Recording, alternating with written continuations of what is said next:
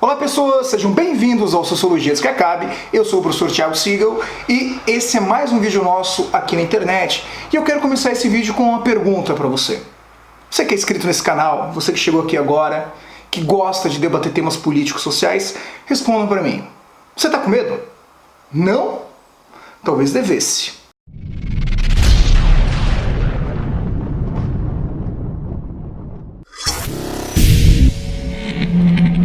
Nesse vídeo eu quero conversar com vocês sobre o tal de excludente de ilicitude que tem sido muito falado recentemente nas mídias, nas redes sociais e pelo presidente Bolsonaro e também pelo ministro Sérgio Moro.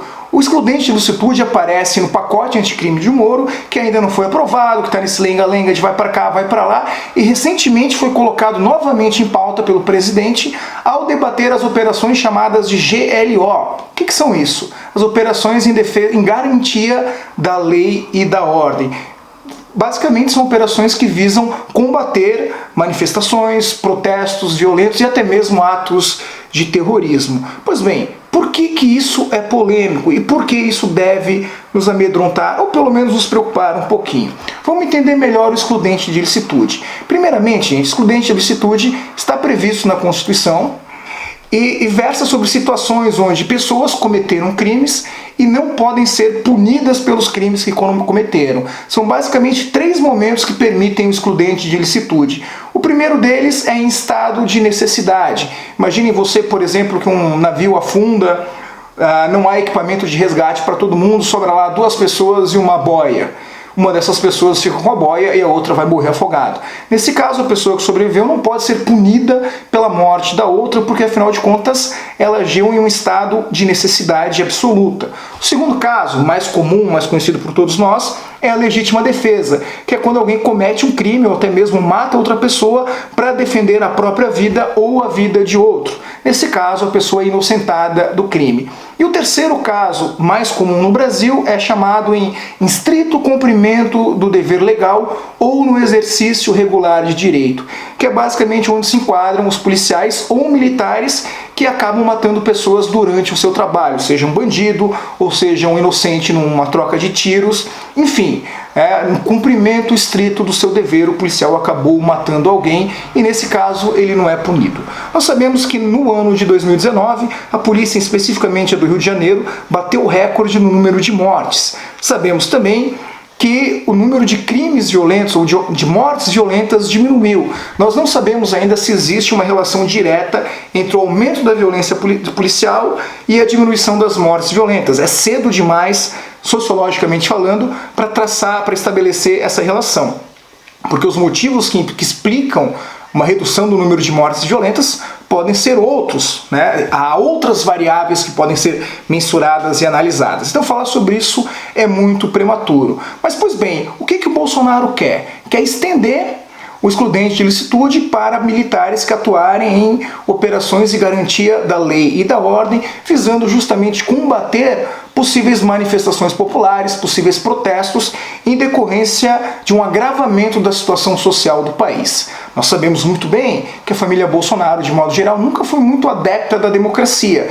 E aparentemente Paulo Guedes também, conforme a gente viu no seu discurso recente, falando para não se assustar se vier um novo AI-5 por aí. Pois bem, a gente viu que a América Latina, nós estamos vendo que a América Latina passa por um momento bastante preocupante. Crise na Venezuela, crise na Bolívia, crise no Equador, crise na Argentina, crise na Colômbia e, é claro, mais recentemente, a crise no Chile, que pegou talvez muitas pessoas de surpresa, porque acreditava-se que o Chile era, digamos assim, a Suécia da América Latina.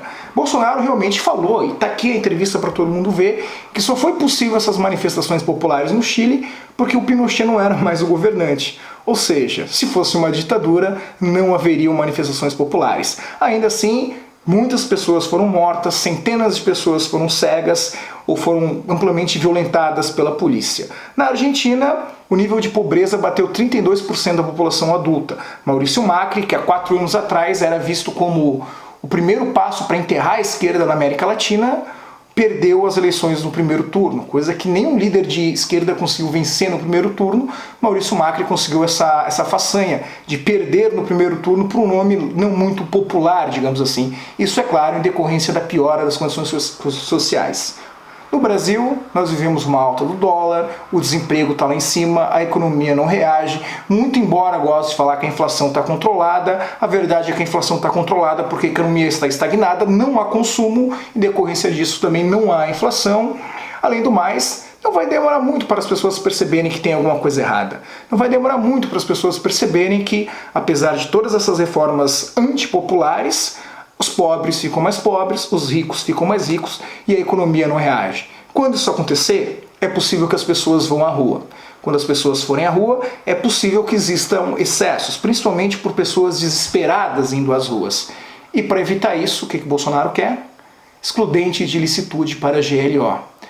Ou seja, descer a porrada na população mais precarizada e mais ferrada do Brasil.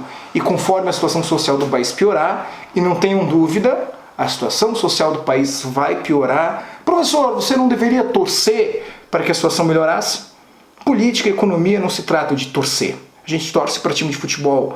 A gente analisa o cenário, a gente analisa as medidas tomadas e a gente compara isso com o que aconteceu na história, com o que acontece em outros países e é possível perceber que, sim, as coisas vão piorar. Nesse caso, gente, vamos trazer isso um pouquinho para a sociologia e vamos entender um pouquinho melhor o pensamento do Bolsonaro.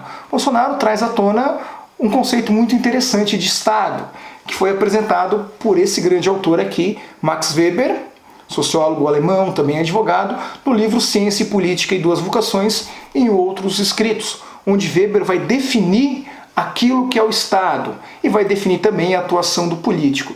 Vamos ver o que Weber diz para a gente sobre o Estado para entender um pouco melhor a atitude do presidente Bolsonaro. Abre aspas para o Max Weber. O Estado é uma relação de homens dominando homens. Relação mantida por meio de violência legítima, isto é, considerada como legítima. Ela é uma comunidade humana que pretende, com êxito, o monopólio do uso legítimo da força física dentro de um determinado território. Esta é a definição mais clássica na sociologia de Estado. O Estado como uso legítimo da força física dentro de um território. Quem usa a força física de maneira legítima?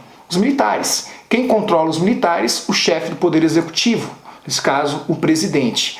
A GLO vai permitir, a aprovação do excludente de licitude em GLOs vai permitir que a polícia e que o exército atuem de maneira mais incisiva para combater possíveis manifestações populares, que no primeiro momento são pensadas, é claro, direcionadas a seus inimigos políticos, os movimentos sociais, os sindicatos, mas não se enganem, com o tempo isso pode se estender a muitas outras pessoas, inclusive aos cidadãos que estão cuidando da sua vida, que estão em casa. Querem ver um bom exemplo disso? Nós temos a história recente do PM que matou um pedreiro, confundiu os instrumentos de trabalho do pedreiro com armas.